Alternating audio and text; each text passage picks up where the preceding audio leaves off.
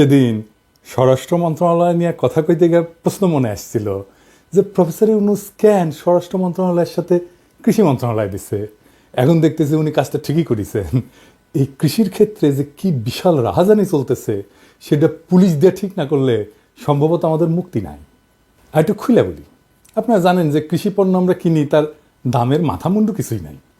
মেলা দামে আমরা কৃষি পণ্য কিনি, কিন্তু কৃষক তার পকেটে টাকা যায় না।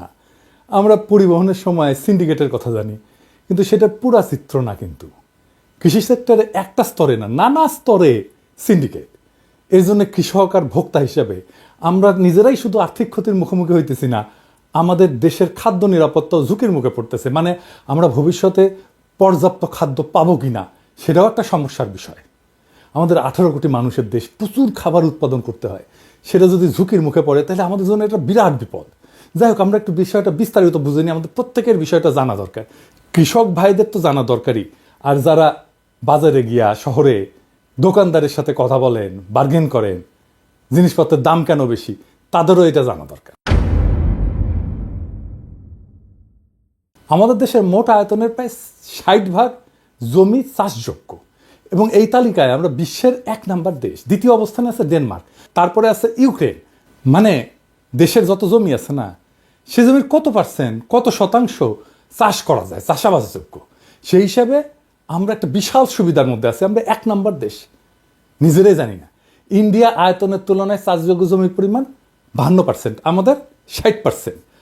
আমরা জানি ইন্ডিয়াতে মরুভূমি আছে, সেজন্য ওই জায়গায় চাষাবাদ করা যায় না। তো দেশের মোট আয়তনের তুলনায় চাষযোগ্য জমি শতাংশের ভিত্তিতে যদি দেখি, সবচেয়ে বড় 10টা দেশ, তাহলে Bangladesh 60%, India 52%, Denmark 58%, Ukraine 56%, Moldova 54%, Hungary 53%, Rwanda 52%, Nepal 28% মাত্র, ইন্দোনেশিয়া 31%, ফিলিপাইন 41%। তার মানে দেখেছেন তো আমাদের যে আয়তন, দেশের আয়তন, তার তুলনায় বিশাল পরিমাণে জমি কিন্তু চাষযোগ্য। কিন্তু সরকারের দূরদর্শিতা নাই, এবং ইন্ডিয়ার তোষণ করার পররাষ্ট্রনীতির কারণে আমরা বিগত 15 বছর অভিন্ন নদীর ন্যায্য হিস্সা পাই নাই। ফলে মৌসুমে পানি না পাওয়া, অতি বন্যা, এজন্য অনেক ফলন নষ্ট হয়। প্রত্যেক বছর দেশের বিশাল জনগোষ্ঠীর খাবারের যোগান দিতে আমাদের আমদানি করতে হয়। আমদানি করা কিন্তু কথা না, কোটি কোটি ডলার খরচ করতে হয়। আমাদের প্রবাসী ভাইরা কোটি কোটি ডলার আয় করে, আর আমাদের খাবার আমদানির জন্য কোটি কোটি ডলার খরচ করতে হয়। যদিও আমাদের খাবার চাষ করার জন্য যে জমির পরিমাণ, সেটা কিন্তু খারাপ না। আর এই জনগণের টাকা দিয়া আমদানি করা পণ্যের লাভ খায় কে? আওয়ামী লীগের চোর, তার অনুগত সিন্ডিকেট, হায়নার দল। সিন্ডিকেট কি সেটা আমরা একটু বুঝে দেখব। এবং এর ফলে জনগণের উপরে চাপায় দেওয়া হয় অতিরিক্ত মূল্য। এখানেই শেষ না, সবচেয়ে দুঃখজনক ব্যাপার হইতেছে যে পণ্য দেশে কৃষক উৎপাদন করে, সে তার ন্যায্য মূল্য কৃষক পায় না। অথচ উৎপাদিত এইসব পণ্য বহুগুণ বেশি দামে বিক্রি হয় বাজারে। 2008 সাল থেকে 2024 সাল পর্যন্ত জাতীয় বাজেটে কৃষি খাতে ব্যয় বরাদ্দ ছিল 9% কইরা। একটা উদাহরণ দিই আসেন, তাহলে সীমাহীন দুর্নীতির চিত্র আরো পরিষ্কার হবে। 2009-2010 অর্থ বছরে, মানে আওয়ামী লীগ যখন প্রথম ক্ষমতায় আসলো আর কি, হাসিনার আমলে, কৃষিখাতে বরাদ্দ ছিল 10,954 কোটি টাকা। এর মধ্যে 9,000 কোটি টাকা বরাদ্দ করা হয় ভর্তুকি হিসেবে, মানে ম্যাক্সিমাম। 2023-24-এ, মানে আওয়ামী লীগ আমলের শেষ বছরে, এই বরাদ্দ দাঁড়ায় 2008-09-এর 3.5 গুণ, 33,698 কোটি টাকা। এর মধ্যে 25,000 কোটি টাকা ভর্তুকি হিসেবে রাখা হয়। ভর্তুকি মানে কি জানেন? মানে কোনো জিনিসের দাম যদি 10 টাকা হয়, সরকার যদি মনে করে সেখানে 5 টাকা ভর্তুকি দেয়, তাইলে আপনি 5 টাকায় জিনিসটা কিনতে পারবেন, 10 টাকার জিনিসটা আপনি যেন কম দামে কিনতে পারেন। তাইলে কৃষিতে ভর্তুকি কি কাজে লাগিচ্ছে? কৃষিকাজের জন্য প্রয়োজনীয় যে সমস্ত জিনিস লাগে আর কি, যেমন ধরুন কিনতে হয়, কৃষককে সার কিনতে হয়, বীজ কিনতে হয়, তারপরে যন্ত্রাংশ কিনতে হয়, বা কৃষি যন্ত্র কিনতে হয়, এগুলো যেন কম খরচে কৃষক কিনতে পারে, তাতে কৃষকের ঋণের বোঝা কমে, উৎপাদিত পণ্যের দামও যেন কমে। কিন্তু বাস্তবে হয়েছে উল্টাটা। কেমনে? মজার বিষয় আছে। দেখেন, এই মালের নাম হইল কামরুল আশরাফ খান পতন। পতন 2014 সালে নরসিংদী 2 আসনে এমপি হয় আওয়ামী লীগের চোরের দলের। তার প্রতিষ্ঠানের নাম হইতেছে পতন ট্রেডার্স। সে ভর্তুকির টাকায় 561 কোটি টাকার সার আমদানি করে মার্কেটে বেচে দেয়, যেটা আসলে কৃষকের কাছে কম দামে বিক্রি করার কথা ছিল। অথচ ভর্তুকির টাকায় আমদানি করা এই সার সাধারণ কৃষকের কম দামে পাওয়ার কথা ছিল, পাইল না কৃষক। টাকাটা পাইল কে?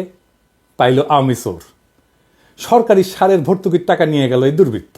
হ্যাঁ, দেখেন এইখানে শেষ না, তার নামে দুর্নীতি দমন কমিশনে কিন্তু কেস ফাইল করলো, তার বিচারের আওতায় আনা যায় না, আজকে পর্যন্ত আনা যায় না, পতন ঘটানো যায় না, বরং আবার সে করেছে কি ফুটবল ফেডারেশনের প্রেসিডেন্ট হওয়ার খায়সে করেছিল। এরকম ঘটনা একটা না, বছরে বছরে নতুন ফন্দি ফিকির করিয়া এ খাদ্য আর কৃষি খাতকে ঠেলে দেওয়া হয়েছে বিপর্যয়ের দিকে। বাংলাদেশ ভোগ্য পণ্যের বাজার হিসেবে কিন্তু বেশ বড় ভারতের জন্য, এবং সবচেয়ে কম সময়ে সবচেয়ে কাছে পণ্য সরবরাহ করা যায়। বাজার যদি অস্থিতিশীল থাকে তাহলে সবচেয়ে লাভ হচ্ছে ভারতের। তাতে একদিকে পলিটিক্যালি ব্ল্যাকমেল করা যায়, আবার অন্যদিকে অর্থনৈতিক লাভও আছে, জিনিসপত্র বেচাও যায়। আর আমাদের দেশ সিন্ডিকেট একদিকে যেমন রপ্তানিকারক দেশের সাথে কাজ করে, একই সাথে রাজনৈতিক সরকারের সাথেও কাজ করে। এদের লক্ষ্য একটাই, যে সাধারণ মানুষের পকেট কেটে তার ভাগ সরকার এবং প্রশাসনকে দেওয়া। তাই হয়ে আসছে গত 15 বছর। আমরা হাসিনার বড় বড় প্রকল্পের চুরি নিয়ে কথা বলি, সাথে আসে ব্যাংক ডাকাতির কথা, অর্থনৈতিক খাতকে পঙ্গু করার কথা। বড় প্রকল্প তো একবার হয়, মানে ধরেন ব্রিজ ট্রিজ তো এগুলো একবার হয়, রাস্তা টাস্তা। কিন্তু খাদ্য আর কৃষি তো প্রত্যেক দিনের ঘটনা। গত 15 বছর ধরে প্রত্যেক দিন আমরা আওয়ামী চোরদেরকে এইভাবে টাকা দিয়ে আসতেছে, এবং এই টাকাটা এরা এখনো পাইতেছে। এই যে খাতের কোথায় কিভাবে কেমনে দাম বাইরে যায়, এটা কিন্তু সাধারণ মানুষের কাছে দৃশ্যমান না। পদ্মা সেতুর মতো বাজারে 1 কেজি পেঁয়াজের দাম বাড়লে মানুষ বিরক্ত হয়, কিন্তু বুঝতে পারে না কোথায় কিভাবে ঘটনা ঘটতেছে। তাই ভাবলাম আজকে বিষয়টা একটু পরিষ্কার করি। এটা বুঝতে পারি পেঁয়াজ নিয়ে, যে প্রথমে ভারতীয় পণ্য বয়কট আন্দোলনের টাইমে দেখি যে পেঁয়াজ আমরা উৎপাদন করি চাহিদার চাইতে বেশি, আমরা যা খাই তার চেয়ে বেশি উৎপাদন করি, তাও আমাদের পেঁয়াজ আমদানি করতে হয় কেন ইন্ডিয়া থেকে। আর এমন ধারণা তৈরি করা হয় যে পেঁয়াজ না আসলে আমাদের রান্নাবান্না বন্ধ হয়ে যাবে। গত রমজানে 120 টাকা কেজি ছিল না পেঁয়াজ, এই রমজানে কত খাইতেছেন? 30 টাকা কেজি পেঁয়াজ খাইতেছেন, তাই না? কি ম্যাজিক? কোন ম্যাজিক? প্রফেসর ইউনুস ম্যাজিকে ইন্ডিয়ান পেঁয়াজ আমরা আনি না, এরই হইতেছে ম্যাজিক। তাও আবার কেউ কেউ বলে যে আগেই ভালো ছিলাম। সিন্ডিকেটকে ঠান্ডা করেন, পুরা বাজার ঠান্ডা হয়ে যাবে। এই কৃষি পণ্যের বাজারের রাহাজানি ভালোভাবে বুঝতে হলে আমাদের সিন্ডিকেট বিষয়টা একটু বুঝতে হবে। সিন্ডিকেট হইতেছে ইংরেজি শব্দ, ইংরেজি শব্দ জন্য যে ঠিক শব্দ তা কলে না, বাংলা মানে হইতেছে চক্র বা আতাত। মানে অনেকে একসাথে একটা কাজ করে। হাসিনা আর মোদি একসাথে হইয়া বাংলাদেশে ফ্যাসিবাদ চালাইছে না, তাই আমরা এটাকে হাসিনা মোদির সিন্ডিকেট কইতে পারি। তো ব্যবসায় যখন সিন্ডিকেট বলি আমরা, তো তখন এটা কিছু ব্যবসায়ী একত্র হইয়া যখন কোনো পণ্যের সরবরাহ, উৎপাদন এবং দাম নিয়ন্ত্রণ কইরা বাজারকে নিয়ন্ত্রণ করে, বাজারে মূল্য নিয়ন্ত্রণ করে। যেমন ধরেন সোয়াবিন তেল কে করে? এই যে মেঘনা group, TK group, City group, S Alam group, Abul Khair group, Bashundhara, এরা সোয়াবিন তেলের সিন্ডিকেট চালায়। মেঘনা কিন্তু 71 টিভির মালিক, মানে আওয়ামী লীগের শয়তানগুলো টাকা রাখার এগুলো মূল জায়গা ছিল। গত 15 বছরে হেন কোনো অন্যায় নাই ব্যবসার জন্য যা করেনি। ভ্যাট নাও দেওয়া, অন্যায়ভাবে গ্যাস সংযোগ নেওয়া, তাপসের সাথে মিলা ব্যাংক করা, এখনো সে 1000 কোটি টাকার গ্যাস অন্যায়ভাবে ব্যবহার করেছে। এই যে মেঘনা টেকনা। টিকে গ্রুপ মূলত হইতেছে এস আলমের বি টিম, 15 বছর ধরে কাজ করেছে। এখন এই টিকে গ্রুপ এস আলমকে লক্ষ লক্ষ কোটি টাকা পাচারে সাহায্য করেছে। এটা ঠিক করলো যে সয়াবিন তেলের দাম বাড়াবি, তাই সরকারকে চাপ দেওয়ার জন্য তেল আমদানি কইরা মার্কেটে ছাড়লো না। মাদার ভেসেল থেকে ছোট ভেসেলে নামাইছে জাহাজ থেকে, কিন্তু তেল বিক্রি করতেছে না মার্কেটে, পাবলিক খেপায় দেওয়ার জন্য। তেলের দাম বাড়াতে পারেনি, আপনারা সহ্য করেছেন তেলের এই সংকট, কিন্তু ওদের কত হাজার হাজার কোটি টাকার বাণিজ্য জয় বাংলা করিয়া দিচ্ছে দেখছেন। হ্যাঁ, ওরা কি পরিমাণে বিলা হয়ে আছে আমাদের উপরে, আমার উপর তো আছেই। আবার ধরেন আমার হিসাবে চিনির দাম 100 টাকার বেশি হওয়ার কথা না। আপনি আমদানি করা চিনির দাম এর সাথে যা কর টর শুল্ক টুল্ক যোগ করেন, তাতে কোনোভাবে তো 100 টাকার উপরে যায় না। এখন বাজারে বিক্রি হচ্ছে 120 টাকা। এই মাসে 3 লাখ, মানে এই রমজান মাসে 3 লাখ টন চিনি বিক্রি হবে। এই 3 লাখ টন এর সাথে যদি আপনি 20,000 টাকা যোগ করেন, তাহলে প্রত্যেক টন 600 কোটি টাকা এই রমজানে মার্কেট থেকে তুলে নেবে। আর এই চিনিরাও কিন্তু মূল প্লেয়ার হইতেছে সিটি আর মেঘনা। সরকারকে বলতেছি চিনি আমদানিকারকদের ডেকে বৈশা 100 টাকা কেজি দাম ঠিক করে দেবেন সিটি আর মেঘনা সহ। চিনির সিন্ডিকেট যদি গাড়পেলি করে না, হামাক করবেন, মেঘনা গ্রুপের মালিককে তুলে নিয়ে মেঘনার ঠেকনা ফেলামো একেবারে। যাই হোক, কৃষিপণ্যের উৎপাদন, বিপণন আর বিতরণের ধাপগুলো দেখি, মানে সিন্ডিকেট কোথায় কোথায় কাজ করে। এটা কয় হইতেছে ভ্যালু চেন, ইংরেজিতে শোনারছেন না কলে। মানে আপনি এক একটা ধাপে আপনি ক্যাঙ্কা করে টাকা কামাচ্ছেন, সেটা সহজ জিনিস, কিন্তু ইংরেজিত করলে না ভালো শোনায় আর কি। তো কৃষিপণ্যের জন্য ভ্যালু চেনটা দেখতে কেমন? আমাদের দেশে কৃষিপণ্যের ভ্যালু চেন হইল ব্যবসার প্রথম থেকে শেষ পর্যন্ত প্রত্যেকটা কার্যক্রম, যা দক্ষতার সাথে করলে ব্যবসা থেকে লাভ হয়, একই সাথে বাজারও নিয়ন্ত্রণ করা যায়। ভ্যালু চেনটা 6 ভাবে বিভক্ত। 1 নাম্বার হইতেছে ইনপুট বা সাপ্লাই, মানে সার, বীজ, সেচ, যন্ত্রাংশ এবং কীটনাশক। এটা সরকার বিভিন্ন এজেন্সির মাধ্যমে, যেমন বিএডিসির মাধ্যমে করে, বিভিন্ন এনজিও, প্রাইভেট কোম্পানি, খুচরা বিক্রেতাও এটা সম্পৃক্ত। এরপরে 2 নাম্বার কি? কৃষিকাজ, ছোট প্রান্তিক কৃষি, বড় কমার্শিয়াল ফার্ম এরা করে। 3 নাম্বার গুদামজাতকরণ, সরকারি এবং বেসরকারি যারা গুদামজাত করে, ওয়্যার হাউসে পণ্য প্রক্রিয়াজাত করার পরে গুদামজাত করে। এই গুদামজাত করা হয় সরবরাহ এবং চাহিদার ব্যবস্থাপনাকে ঠিকঠাক করার জন্য। 4 নাম্বার হচ্ছে প্রসেস এবং ভ্যালু এডিশন, তার মানে হইতেছে সরকারি বেসরকারি প্রতিষ্ঠান, যেমন রাইস মিল, আটা মিল, মানে তারা একটা ভাঙায়, আটা ভাঙায়, তারপরে ভুসি বের করে, তাই না? রাইস মিল, এটা চাল এটা পালিশ টালিশ করে, সিদ্ধ টিদ্ধ করে, এগুলো এটা হচ্ছে প্রসেসিং করে একটা ভ্যালু এডিশন করে আর কি। তারপরে 5 নম্বর হচ্ছে বিতরণ বা মার্কেটিং, যেটার সাথে জড়িত হচ্ছে ডিলার, হোলসেলার, খুচরা দোকানদার। ফাইনালি হচ্ছে ভোক্তা, যারা প্রত্যেক দিন খুচরা দোকানদারের সাথে টাকা পয়সা দিয়ে লেনদেন করে এবং বিরক্ত হয় আর বলে সরকারকে গালি দেয়, আর না হয় দোকানদারকে গালি দেয়। দোকানদার বলে যে মহাজন দাম বাড়িয়েছে, কিন্তু এই মহাজনরা কারা? এরা কই থাকে? সাধারণ মানুষের কাছে এর কোনো হদিস নাই। এই মহাজনে হইতেছে এই সিন্ডিকেট, এই ভ্যালু চেনের এক একটা জায়গায় এক এক বসে থাকা মাতবর তালেবরগুলো। এই সিন্ডিকেট হইতেছে অদৃশ্য, কিন্তু এদের প্রভাব আমাদের প্রত্যেক দিনের জীবনে প্রবল। একবার ভেবে দেখেন, এই বিশাল প্রক্রিয়া কি 6 মাসে গড়ে তোলা সম্ভব? দীর্ঘ 15 বছরের প্রত্যেকটা স্তরে দুর্নীতি এবং সিন্ডিকেট করে পুরো ব্যবস্থাকে নিজেদের নিয়ন্ত্রণে নিয়ে বাজার পরিচালনা করেছে। নিজেদের স্বার্থে দ্রব্যমূল্যের দাম কখনো বাড়াইছে, আবার কখনো কমাইছে। বাংলাদেশের যদি ধরেন, তাহলে 45% লোক এই যে ভ্যালু চেনের সাথে যুক্ত, মানে হয় বিতরণ অথবা উৎপাদন অথবা গুদামজাতকরণ। এবং এর মধ্যে 1,60,00,000 প্রান্তিক কৃষক, যাদের বেশিরভাগ দরিদ্র। তরুণ প্রজন্ম বাপদাদার এই পেশার প্রতি আগ্রহ হারায় ফেলতেছে ক্রমশ। তারা কৃষি পণ্যের দাম পাচ্ছে না, তার প্রত্যেকদিন বেকারত্বের বোঝা মাথায় নিয়ে ঘুরে বেড়াচ্ছে। কেউ কেউ সামান্য সচ্ছলতার আশায় শহরে বিভিন্ন সার্ভিস সেক্টরে নিয়োজিত হয়েছে, আর কেউ কেউ অবৈধ কাজে জড়ায় পড়ছে প্রত্যেক দিন।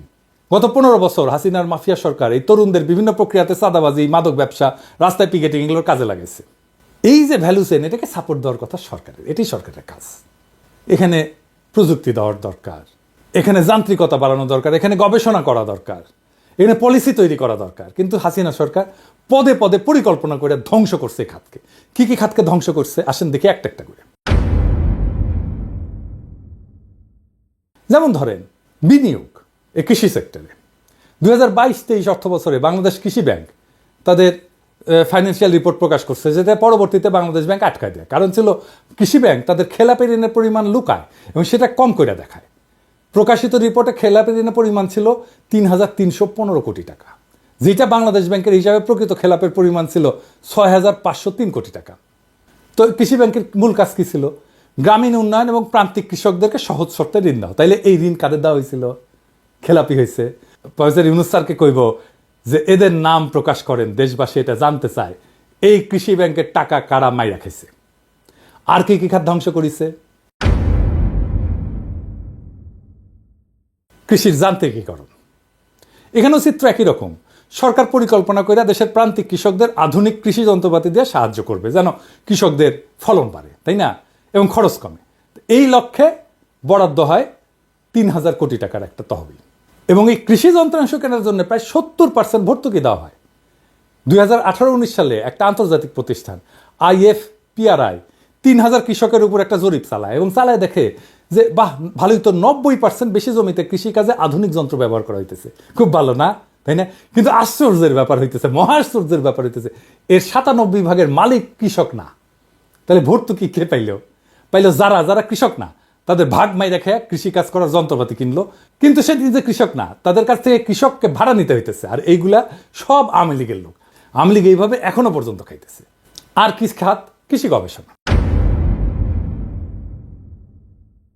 এটা একটা গুরুত্বপূর্ণ বিষয়। এর ফলাফল তো দীর্ঘমেয়াদী। আমরা জানি 2010 সালে আমেরিকা প্রবাসী বাংলাদেশি বৈজ্ঞানিক মাকসুদুল আলম পাটের জেনোম সিকোয়েন্সিং করেন। মালয়েশিয়ার পর বাংলাদেশ দ্বিতীয় দেশ যারা এইটা করতে পারছিল। এই আবিষ্কারের ফলে পাট চাষ আরো সহজ এবং লাভজনক করা সম্ভব ছিল। শুধু তাই না, বাংলাদেশের প্রধান রপ্তানি খাত টেক্সটাইল এবং গার্মেন্টসের সাথে একটা নতুন বাজার তৈরি করার সম্ভাবনা ছিল। কিন্তু কাঁঠাল রানী ব্যস্ত ছিল কাঁঠাল নিয়ে, পাট না। তাই সময় কোথায় তার? পাটকে একসময় বলা হয়তো গোল্ডেন ফাইবার। 70-এর দশকে আমরা যখন ছোট ছিলাম, স্কুলে পড়তাম না, তখন আমরা রচনা লিখতাম ইংরেজিতে, গোল্ডেন ফাইবার অফ বাংলাদেশ। এখন ইন্ডিয়া 1 নাম্বার দেশ পাট উৎপাদনে এবং রপ্তানিতে। তাইলে কোথায় গেল আমাদের দেশের আবিষ্কার? এফএও পাটকে আখ্যা দিছে ফিউচার ফাইবার, ভবিষ্যতের তন্তু হিসাবে। 2014 সালে মাকসুদুল আলম মারা যান, রেখা যান তার অমর কীর্তি, এবং সাথে সাথে স্তীমিত হয়ে যায় প্রায় $20 বিলিয়ন মার্কেটে বাংলাদেশে প্রবেশের সম্ভাবনা।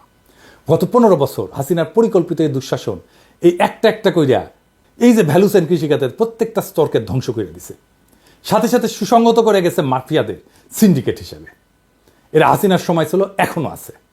এদের সীমাহীন লোভ, রাজনৈতিক দলের আশকারা এবং সমর্থন, প্রশাসনের সাথে অলিখিত আতাত, এইগুলাই জিম্মি করে রাখছে একদিকে কৃষক, আরেকদিকে সাধারণ ভোক্তাদের।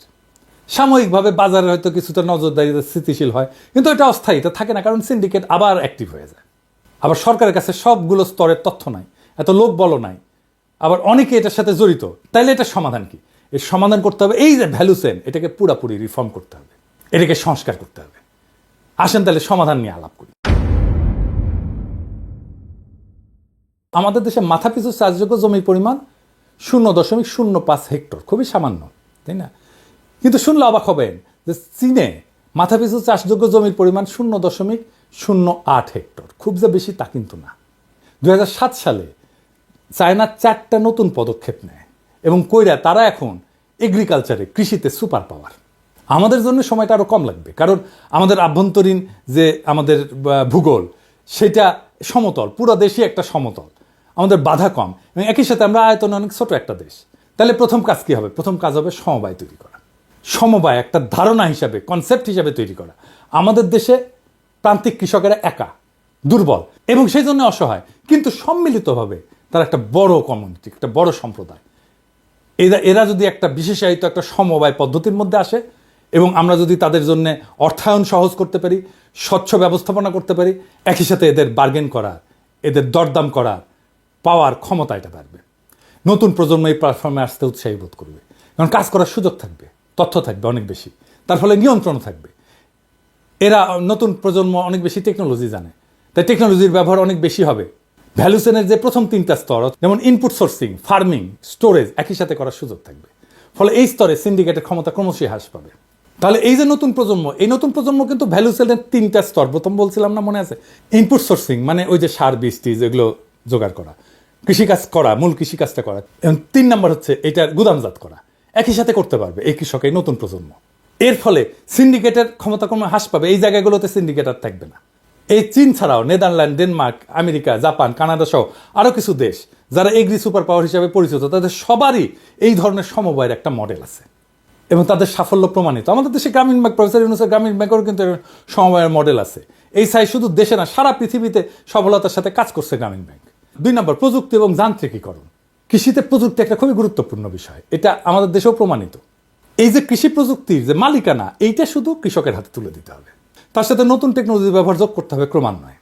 আজকের তরুণ প্রজন্ম, নতুন প্রজন্ম অনেক স্মার্ট এবং টেকনোলজি জানে, যেটা পুরনো প্রজন্মের কাছে বিড়ম্বনা, তারা এটা করতে চায় না। পুরনো প্রজন্মের কাছে যেটা বিড়ম্বনা, সেটা নতুন প্রজন্মের কাছে ভরসার জায়গা। এতে পণ্য এবং গুণগত মান বৃদ্ধি পায়, খরচ কমবে, অপচয় কমবে, ফলে ফলন বেশি পাওয়া যাবে। 3 নাম্বার, কৃষি পণ্যের যে বাজার ব্যবস্থাপনা, স্বচ্ছতা আনতে হবে, এটা গণতান্ত্রিকরণ করতে হবে এবং সংযুক্ত করতে হবে, বাজারগুলোকে সংযুক্ত করতে হবে, বাজার ক্রেতা বিক্রেতা এটাকে সংযুক্ত করতে হবে। এটা কি? 3টা উপাদান প্রয়োগ করিয়া প্রযুক্তি নির্ভর বাজার সংস্কার করলে এই বাজার ব্যবস্থায় যে বাজার পরিবর্তন ব্যাখ্যা করতেছে। 1 নম্বর, স্বচ্ছতা।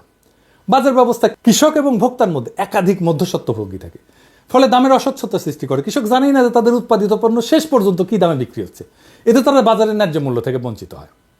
আর আমরা তো দেখছি বর্তমান বাজার ব্যবস্থা কিছু ব্যবসায়ী গোষ্ঠী, সিন্ডিকেট দামের উপরে একচেটিয়া নিয়ন্ত্রণ প্রতিষ্ঠা করে। প্রযুক্তির ব্যবহারের মাধ্যমে কৃষক যদি সরাসরি বাজারে প্রবেশের সুযোগ পায়, তাহলে এই সমস্যার সমাধান হতে পারে।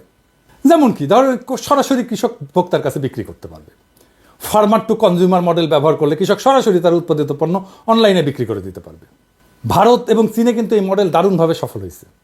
আরও করা যায়, যেমন ধরেন স্মার্ট কন্ট্রাক্ট, এটার মাধ্যমে দর কষাকষি করা যায়। একটা অনলাইন বিডিং মার্কেট চালু করা যায়, যেখানে কৃষকরা তাদের পণ্য নির্দিষ্ট বিক্রি করে দিতে হবে, বিট করতে পারবে, বলবে যে এটা আমার পণ্য, দাম এত, আমাকে এত টাকা দিতে হবে এত মনের জন্য। সেইখান থেকে ভোক্তা বা পাইকারেরা সেরা দামে কিনে নিতে পারবে। এতে কৃষকেরা ন্যায্য মূল্য পাবে এবং সিন্ডিকেটের হাতে বাজার নিয়ন্ত্রণ থাকবে না। আর সংযুক্তি বলতে যেটা বলছি, কৃষকদের শহরের পাইকারি বাজারের সাথে এবং সরাসরি ভোক্তাদের সাথে সংযুক্ত করা যায়, তাইলে বাজার আরও কার্যকর হবে এবং পণ্যের দাম স্থিতিশীল থাকবে। আর কি? আন্তর্জাতিক বাণিজ্য। প্রধান উপদেষ্টা সমুদ্র বন্দর নিয়ে ভবিষ্যৎ পরিকল্পনা করছে, তা কিন্তু সত্যি আশার আলো দেখাচ্ছে। আমাদের কৃষি পণ্যের গুণগত মান বজায় রাখা দরকার। প্রসেসিং জোন, যেখান থেকে আমরা পৃথিবীর কাছে অনেক সুলভ মূল্যে ভালো পণ্য বাজারজাত করতে পারবো, তাতে বৈদেশিক মুদ্রা আসবে, যার ভাগ কৃষকও পাবে। বাজার মূল্য নিয়ন্ত্রণের প্রথম ধাপ হচ্ছে কৃষকের ক্ষমতায়ন। বৈষম্যহীন বাংলাদেশ গড়তে হাজার হাজার ছাত্র জনতা প্রাণ দিয়েছে 2024 জুলাই আগস্টে। কৃষককে ক্ষমতায়ন করার মধ্যে দিয়ে সেই যাত্রা শুরু হোক কৃষিতে। প্রফেসর ইউনূসের কাছে আমার অনুরোধ, দেশে অনেক উদ্যমী এবং প্রতিভাবান তরুণ আছে, তাদের সাথে আছে অনেক নিবেদিত প্রাণ উদ্যোক্তা, যারা দেশে প্রযুক্তি উন্নয়ন করতে পারবে, যারা দেশ গড়তে চায়। এই সোনার দেশে অনেক সম্ভাবনা, শুধু প্রয়োজন আপনার এবং আপনার সরকারের পৃষ্ঠপোষকতা। আসেন আমরা দেশটাকে গড়ে তুলি। এই অস্থিতিশীল বাজার, সিন্ডিকেটের দৌরাত্ম্য এবং কৃষকদের ন্যায্যতার অভাব এগুলো কোনো স্বাভাবিক অবস্থা না, বরং পরিকল্পিত লুটপাটের ফল হাসিনার জামানার। এর সমাধান প্রশাসনিক শাস্তি না, বরং কৃষিখাতের কাঠামোগত সংস্কার, প্রযুক্তির ব্যবহার এবং কৃষকদের অর্থনৈতিক ক্ষমতায়ন। সিন্ডিকেট ভাঙতে হলে কৃষকদের সরাসরি বাজারের সাথে যুক্ত করতে হবে, স্বচ্ছ নীতিমালা গড়ে তুলতে হবে। আগের ফ্যাসিস্ট এবং স্বৈরাচারী সরকারগুলো সেটা করেনি, আমাদের সেটাই করতে হবে। কৃষকদের হাতে ক্ষমতা ফিরাই দিতে হবে। বাংলাদেশের 18 কোটি মানুষের ভাগ্য সিন্ডিকেট না, প্রবৃদ্ধির চাবিকাঠি হইতে পারে যদি শুধু আমরা নিজেরাই ব্যবস্থা নিতে পারি নিজেদের ভাগ্যের। ইনকিলাব জিন্দাবাদ।